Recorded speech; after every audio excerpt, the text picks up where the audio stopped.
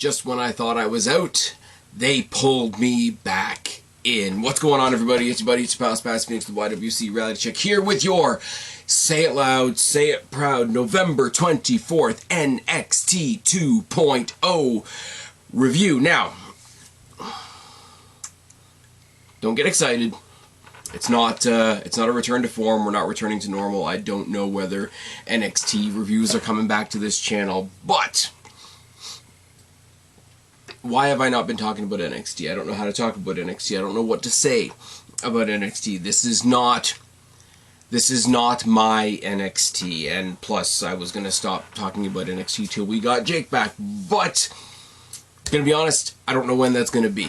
And if there's one thing that's going to tug on the heartstring that is the old NXT, it is indeed War Games. And it's not a takeover. Let's not pretend that it is a takeover. Let's not pretend that my chair isn't going to fuck with me while I'm trying to talk to you guys. Let's not pretend that this is takeover War Games, because it's not. It's going to happen in the CWC, or whatever they're calling the CWC now. I'm going to call it the 2-Point Dome, because I feel like being that lame. But War Games is a thing. And War Games is a thing. And if War Games is going to be that one thing that lingers of the old NXT, then you know I gotta talk about it. Now, whether or not I do a review next week you can be damn sure I'm going to give you a preview for that show, because let's be real, it's looking interesting. It's looking real interesting, and since I haven't done it in a while, let's do the thing.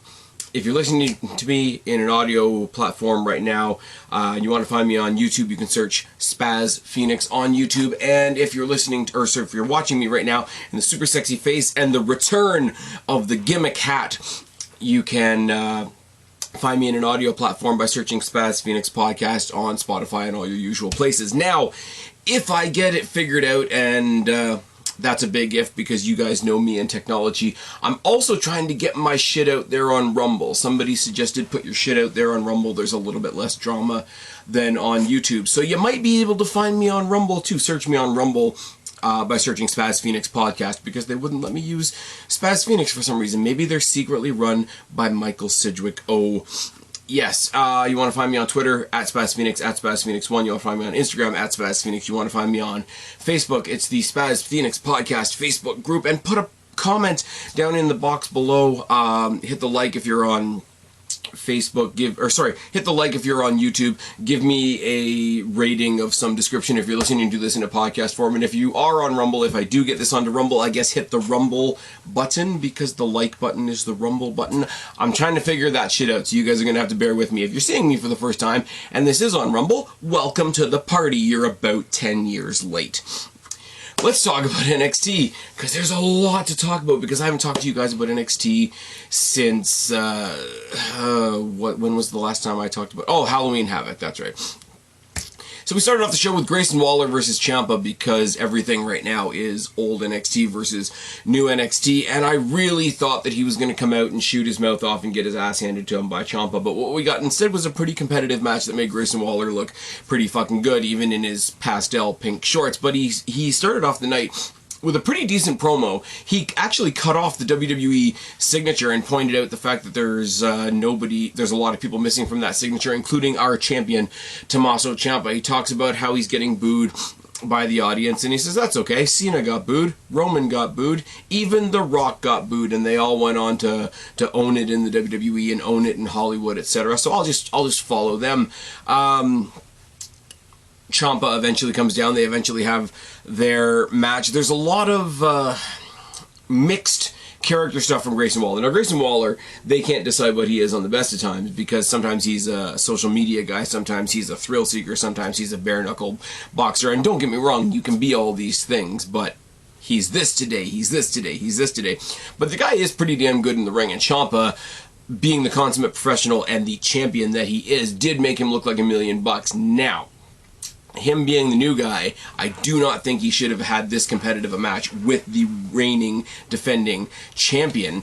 That's a thing for another day. He had a decent run. he even, going back to his promo, he even tried to do the People's Elbow and failed because that's what happened. And then Ciampa remembered who Ciampa is, destroyed him, and got the win. It's very nice. Then we cut to the back, and we see LA Knight watching the match, because he's got his ongoing thing with Grayson Waller, and by God, we're going to talk about that throughout the night. But basically, he's talking about, I could have run out there and interfered with the match, and I didn't have to because he fucked it up all on his own. And he's confronted by, oh my God, I have to say, I haven't come to talk to you guys about NXT, but I have watched NXT every week by habit, if nothing else. The Joe Gacy SJW character is one of the best things ever. The only thing that they could do that would be any better / worse, but better for being worse, is if they came out with a feminist character, because it's just so fucking good. Joe Gacy comes out to lecture LA Knight, you shouldn't take pleasure in other people's failures. You're radiating toxic masculinity and all those things that don't really exist. And LA Knight's like, first of all, I'll take you out to your safe space out there and beat the shit out of you. Second of all, you're a creepy bastard. Which is true. Which is part of why he plays that character so fucking well. We cut to the back. We see Toxic Attraction arriving. Dakota Kai, who's on their team for War Games, joins them, and she's just kind of cocking her head, sort of being crazy Joker as she's been the past couple of times. Mandy Rose has a comment as they're walking, sort of reacting to how weird she is, but it's like, oh well, at least she's on our side.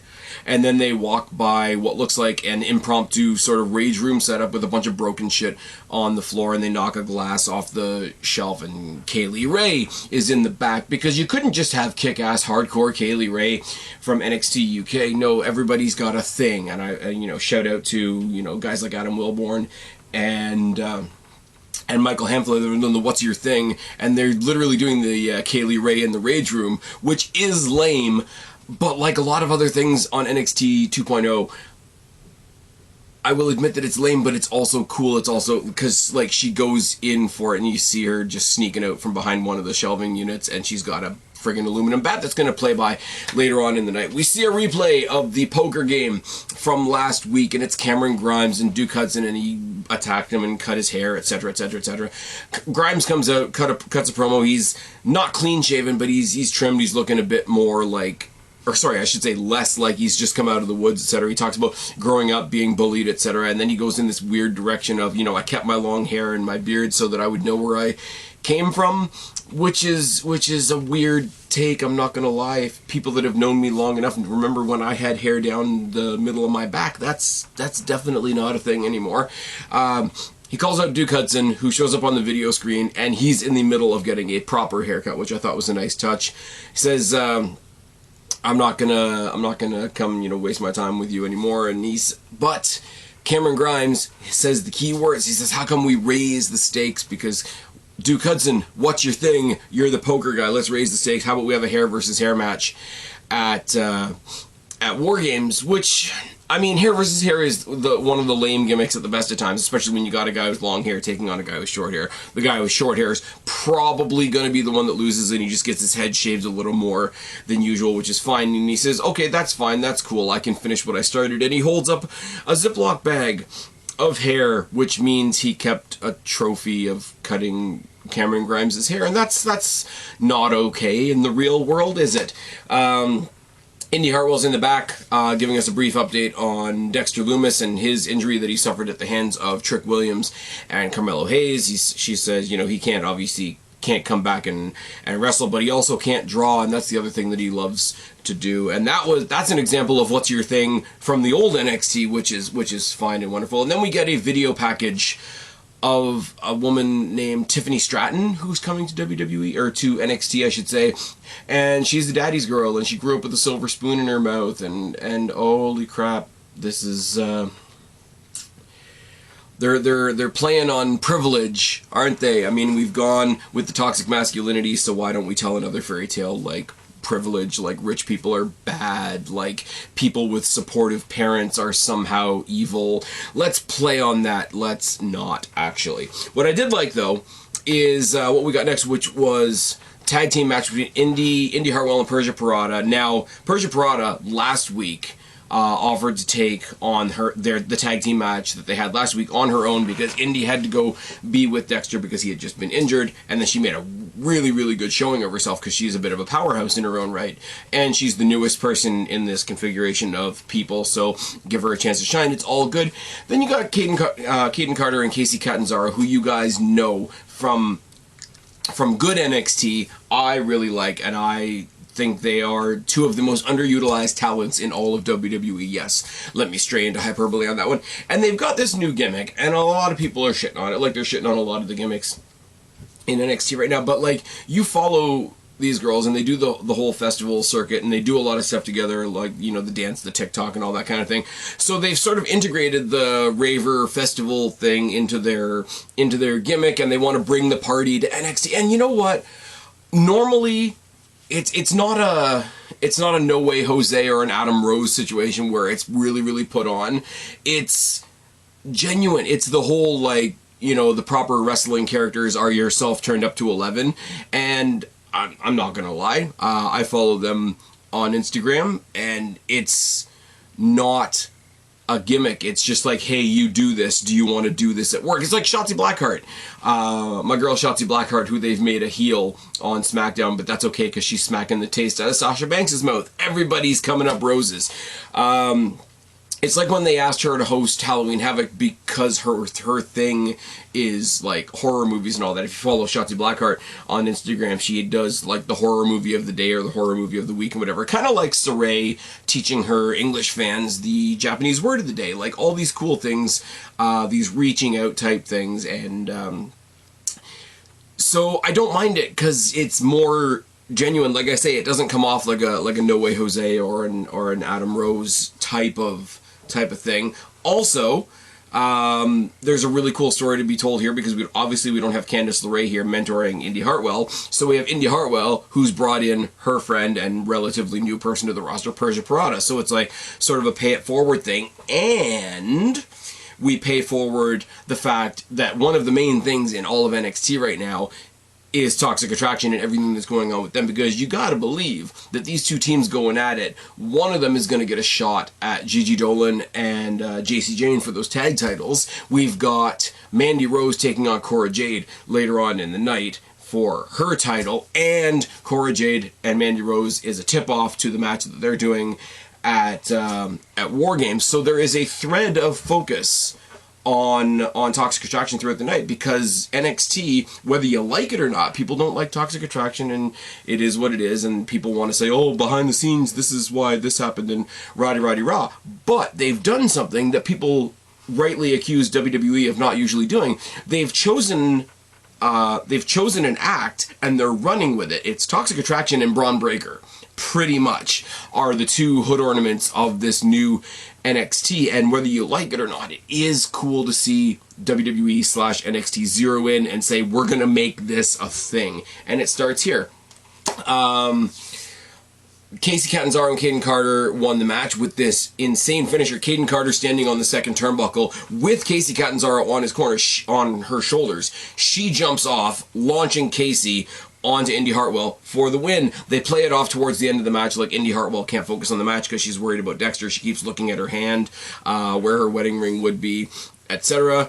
And more importantly than any of that is the one focal point of the entire match is that Indy Hartwell, God bless her soul, she's worried about her husband, she can't focus on the match, and she just suffered a loss, and she has impressive written on her ass. Gonna go out on a limb here and say that I agree. Moving on. Santos Escobar is making his return. I mean, I feel like Legado has done some good things in his absence. They've got this weird thing going on with Zion Quinn right now. Like, they took out Zion Quinn because he wouldn't join Legado del Fantasma, and Elektra Lopez is sort of mad that she couldn't use her womanly ways to change his mind and get him to join the group, which is fun. I like Zion Quinn from the little bit that I've seen of him, so hopefully there's something coming on down the line to give us an excuse to talk about all that stuff, to give us an excuse to talk about Legado, to give us an excuse to talk about Santos Escobar being back. He has to have a match, and filling that void on the other side of the ring is Malik Blade. Who? What? Now, I couldn't help but think that Marvel, I mean, they want to take things from the current zeitgeist and try to act like they're modern when they do things in WWE. They really try. Cora Jade's got her skateboard that she can't skate on. It's fine. But Blade is coming out in the MCU. They're doing a new version of Blade. It's not Denzel Washington. It's going to be Mahershala Ali. So Mahershala playing Blade. So why not have somebody in NXT called Malik Blade, who's there to strictly be another body in the ring until he eats a Phantom Driver from Santos Escobar. Santos Escobar gets the win. They then bicker with Kyle O'Reilly and Von Wagner, who are on the rampway. I could go on a tangent about how Kyle O'Reilly has both feet out the door and he's basically a ghost at this point, but that's fine. Imperium are our current tag team champions. They talk from the balcony, and because we don't have William Regal anymore, like, let's be real, like, William Regal got sent out with the black and gold icons and shit.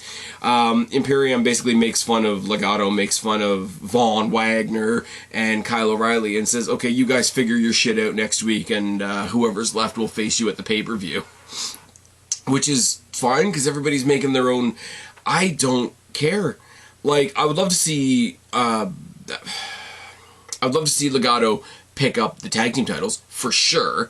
I don't care about Legato versus Imperium, because Imperium are boring as fuck. But unfortunately, they're holding the belts right now, and MSK are doing stuff we're going to talk about later. And when we saw how close Kyle O'Reilly was to grabbing that proverbial brass ring right in the later stages of good NXT, and now he's basically babysitting this mongoloid Sasquatch Von Wagner, who randomly shows up in Adam Pearce's office on SmackDown for reasons.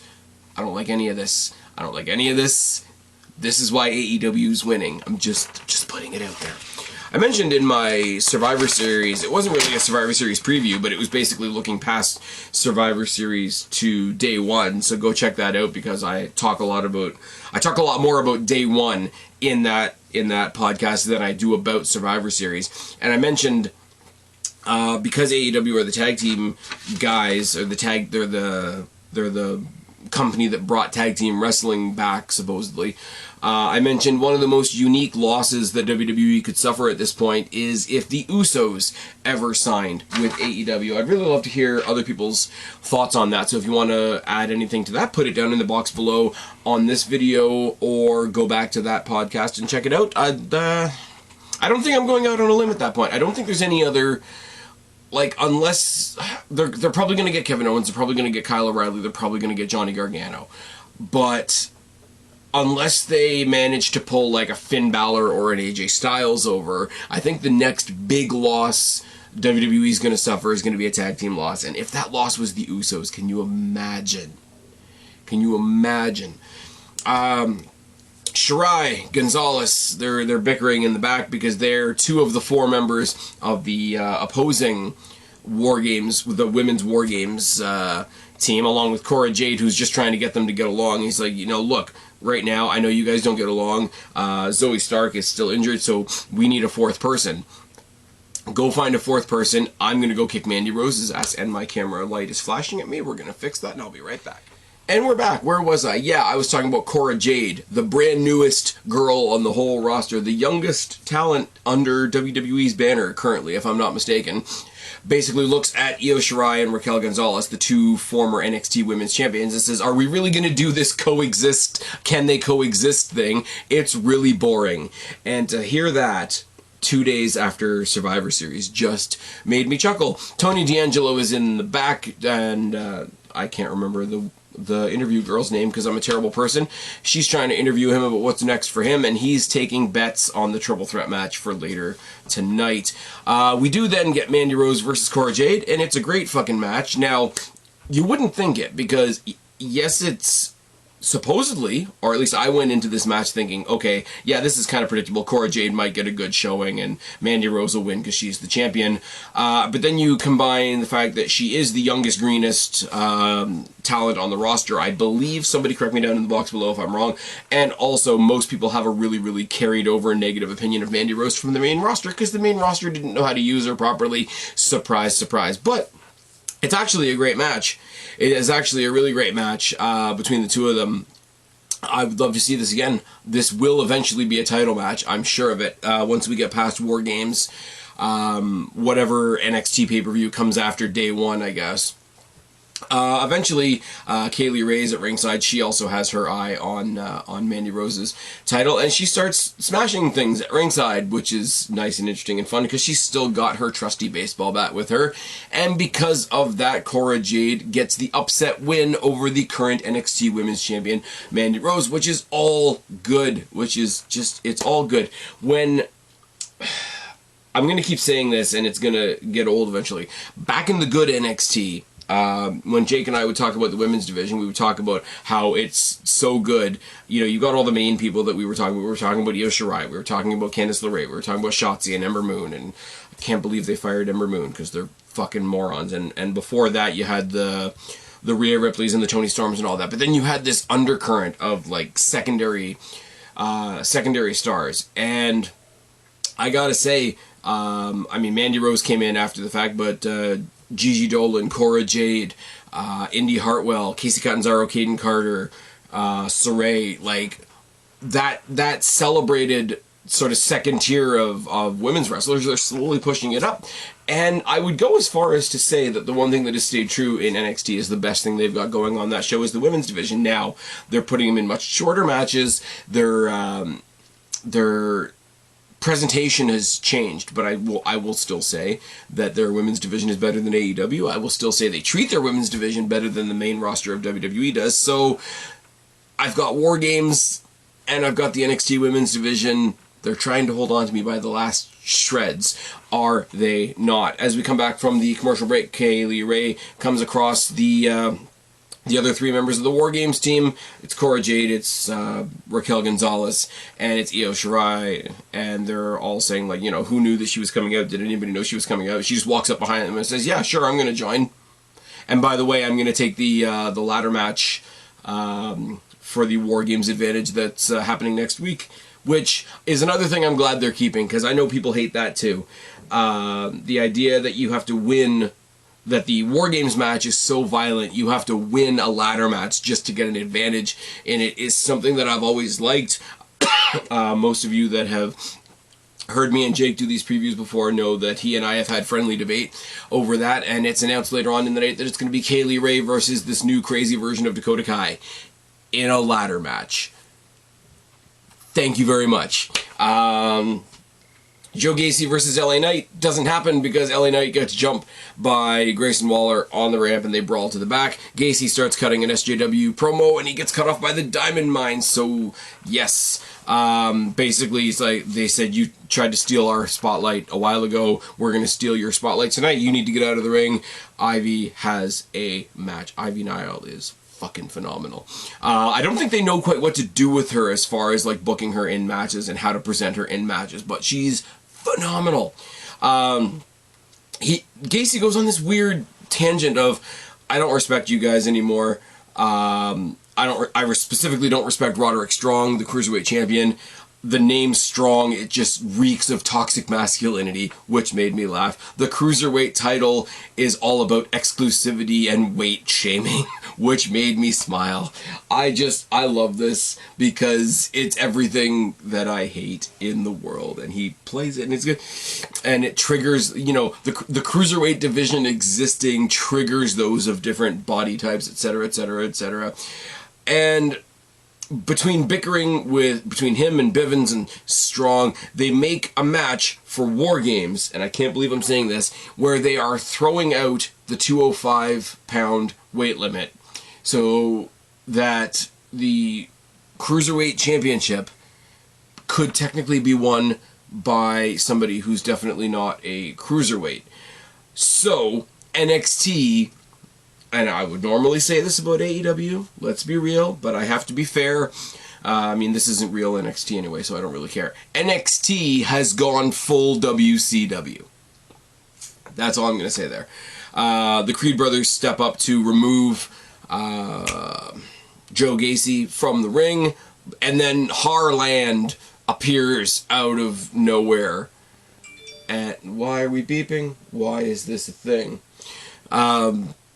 and they just sort of have a face-off, so I guess at some point Joe Gacy and Harland are going to face the Creed brothers in a tag match. That's going to happen either next week or after War Games. It's also announced later on in the night, he's going to have the Joe Gacy all-inclusive extravaganza next week. I don't know what that's going to be, but I'm sure it's going to be wonderful, and I'm sure the SJWs will respond as they do. MSK are looking for the shaman, and they're driving around in their car, and they don't want anybody to find out what's in their bag, and they get pulled over by the police, and oh my god, it's a 35 speed limit. Do you know how fast you were going? Oh, I don't know, where was I going? 40? No, you were going 7. Ha ha ha, they're stoned. So they were driving really slowly, and then the cop's about to look in their bag, and somebody speeds by, and they get away with it. And if the shaman thing isn't Rob Van Dam or Riddle playing a double role between the main roster and NXT, I don't know what the fuck we're doing with this.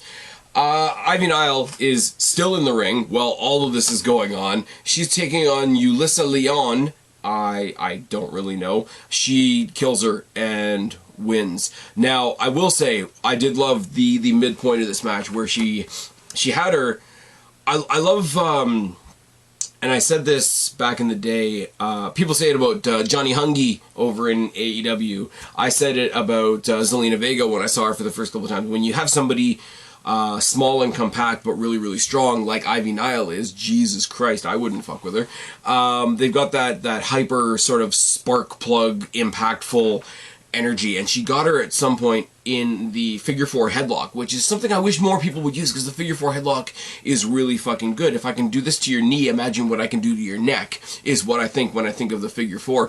But she's so cocky in it, and she just she starts doing sit-ups, and it's like the Steiner push-ups. And yes, I know we have Braun Breaker, that's fine, we can't do the push-up spot, but she's doing sit-ups with her in the hold, and she just leans over basically out of nowhere and slaps her in the exposed stomach while she's still got her in the figure 4 headlock. And then she starts posing while she's got her in the figure 4 headlock. And this reverse dragon sleeper that she eventually submitted her with looked pretty wicked as well. Don't know who Yulissa Leon is. It's pretty solid, and it's pretty obvious that Ivy Nile was going to get the win here. But it was good. It was a good showing. It wasn't like ring the bell, hit your finisher, and end type thing. It didn't go quite as long as Grayson Waller and Ciampa did at the beginning, which I thought went way too long considering he's a champion. It served its purpose, and like I say, I really love Ivy Nile. When they sort of slot her into how she's going to exist within this division, I think it'll be really good. Put her in there with either hard asses like Kaylee Ray or crazy people like Dakota Kai, and we're gonna get some good matches out of her. I don't think we've heard her cut a promo yet though, so that'll be interesting in and of itself. We get a video package on Solo Sikoa, which is really, really good. She references I used to hang out with the guys that are day one, and now I'm all on my own. I don't need anybody. Roddy Rah. Something else is happening in the back, and then Knight and Waller are still brawling through the backstage area. And then we go to another part of the arena where Boa is cutting a promo, and basically Boa is the 1,000-year-old dragon lady now, because Mei Ling has passed the spirit on to her. So he's the Fiend now? I don't know. The 1,000-year-old dragon lady thing took a shit on itself real fast. You guys know that were following me when I was reviewing this every week. I was all down for it, because you guys know I love the spooky shit, the weird shit, the Elseworlds shit, and all that sort of thing. This went from one of the laughably coolest things on the show to just... And I mean, Xia Li's going to debut on SmackDown soon, and she's a comic book character. That's not problematic at all. Grizzled Young Veterans take on Josh Briggs and Brooks Jensen. They kick the ever-loving shit out of each other. Josh Briggs and Brooks Jensen get the win. I don't like that they've whittled down the Grizzled Young Veterans into these guys that are learning how to be swindlers and liars and distract referees and all that sort of thing, because basically you've taken these guys that are awesome heels and given them a new gimmick, and the gimmick is that they're heels. You didn't need to do it. I'm just putting that one out there. What you did need to do, though, was the main event. And I will say, I said at the beginning of this episode that one of the main reasons I wanted to review tonight was, A, I had the energy to do it. Let's be real, because work's been kicking my ass the past few weeks, so I had to really be choosy about what I did. I think last week I did almost nothing. So I had the energy to do it. I was awake enough to do it. They're doing War Games, so I thought I'd get at least some content out there about War Games, but also the matches that they announced. I didn't know about the Ciampa thing, but I heard about CORA, JADE, and Mandy Rose. I thought that might be good. I heard about the women's tag. I thought that would be good, and they announced this triple threat last week, and I was just like, you know what, that might be something worth talking about. It's Pete Dunne versus Johnny Gargano versus Carmelo Hayes. Now, let me tell you about how this match breaks down for me, because I can't lose in this match, because it's one of the pillars of NXT, and that's Johnny Gargano. You guys know from when I was talking a while ago, the 4 pillars of NXT for me, and this is not a gimmick, this is not a take on the MJF AEW pillars thing. You can go back and find podcasts where I talked about this a long time ago. Pillars of NXT were Gargano, Ciampa, Balor, and Cole. We lost Balor to the main roster. We lost Adam Cole to AEW, which was kind of obvious at the time, and DIY are off doing their own separate things. Gargano lost his way, ha ha ha, shittiest pun ever, and Ciampa's busy being champion. So we've got one of the pillars of NXT in here. We got Pete Dunne in there. So here goes my Destiny bias. Check it off your Spaz Phoenix bucket list. And you got Carmelo Hayes. And Carmelo Hayes, for me, is in a really unique spot because he was the last new character. I mean, there was a bunch of people introduced in the breakout tournament. Let me not glaze over all of them. Ikemen Jiro's a lot of fun. Odyssey Jones is gonna do some awesome shit sooner or later down the line. I mean, Ikemen Jiro is part of Jacket Time. That's a thing that's out there. Carmelo Hayes won that tournament, though. So he was the last big pushed star of old NXT. So he's always going to have that unique distinction. I like all 3 of these guys. Gargano, I got infinite respect for. Pete Dunne, I've had the pleasure of seeing front row way too many times at Destiny shows, putting on fucking classics. And he brings the unique, the British strong style joint manipulation thing that I think is really, really awesome. And Carmelo Hayes is brand new, exciting. I mean, his second match in the company was against Adam fucking Cole. So he's doing all right. And he's the one with the belt in this match. At some point in this match, Dunne tried to get both of them in a Boston Crab, which was kind of nice. We told the story that Carmelo is clearly, even though Gargano and Pete Dunne, oh my God, can they possibly get along? Even though they can't get along, even though Gargano's kind of a dick and Pete Dunne's a different kind of dick, Carmelo was the heel, because Carmelo was the one out there with backup. Trick Williams trying to get involved a couple of times. Carmelo bailing a lot to just let Gargano and Dunne go at it, which some people would say is a heel tactic, but I just think is really smart in a triple threat match. This triple threat match, the way these guys were going at it, the pace these guys were going at it, I was... About halfway through this match, I was legitimately thinking, why the hell didn't they save this for the pay-per-view? And then the ending happened. Tony D'Angelo takes out Pete Dunne. Gargano's distracted. Carmelo retains his championship. Trick Williams and Tony D'Angelo are awkwardly high-fiving on the outside as they get knocked into by Grayson Waller and LA Knight, who are still brawling. D'Angelo, Waller, Carmelo, and Trick take out LA Knight, who's magically babyface now, Gargano, and Dunne. So it's a 4-on-3 beatdown. Ciampa comes out to beat everything down, and we start seeing the way this is going. I'm looking, there's 4-on-4. We're going to see Trick wrestle for the first time. No, we're not, because out comes Braun Breaker, who calls out War Games, and they all brawl. So we're going to get at War Games. Now, first of all, there was a bait and switch there because the math was off, because Trick Williams was involved in the brawl to begin with.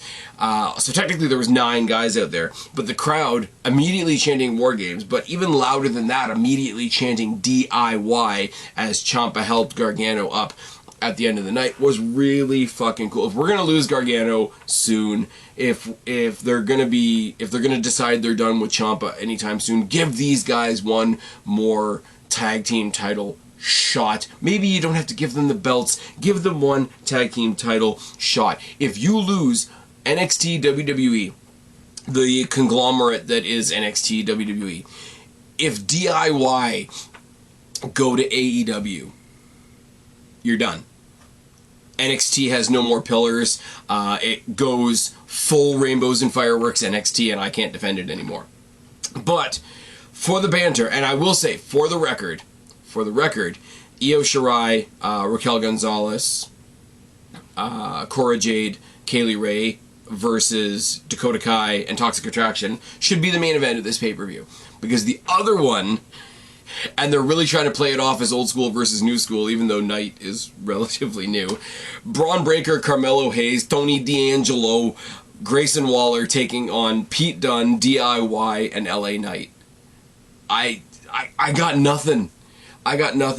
Next week, we've got the Advantage ladder match between Dakota Kai and Kaylee Ray. I'm sure they'll throw on the other Advantage ladder match between somebody and somebody. Legado del Fantasma taking on Kyle O'Reilly and Von Wagner is also happening next week. But War Games, folks. War Games right now. Grimes taking on Duke Hudson in a hair versus hair match, which seems really unfair. Strong defending his Cruiserweight Championship against a guy that's not a Cruiserweight. Imperium defending against I don't care who, because Imperium are boring fucking champions, and the best tag team they have right now is off looking for the Shaman. Shirai, Jade, Gonzalez, Kaylee Ray taking on Dakota Kai and Toxic Attraction. And, as I just said, Braun Breaker, Carmelo Hayes, Tony D'Angelo, Grayson Waller taking on Pete Dunne, LA Knight, Johnny Gargano, and your current reigning defending NXT champion, Tommaso Ciampa. This show is a hot mess fever dream. And I'm kind of here for it. Don't know if I'm always here to review it. Don't know whether I'm always here to talk about it. But I'm kind of here for it. So, as I say, don't get me wrong, this may or may not be return to form for NXT reviews. Whether you get a review from me next week or not, you will get a preview for this show. Because it'll give us something to talk about, at the very least. Anyways, let me know what you guys think down in the box below. I've been Spaz, your YWC reality check. Subscribe up there, talk down there, start a conversation. Keep all these conversations going. Don't be a stranger. I will talk to each and every last one of you later, but for right now, god damn it, I am tagging out. Bye, guys.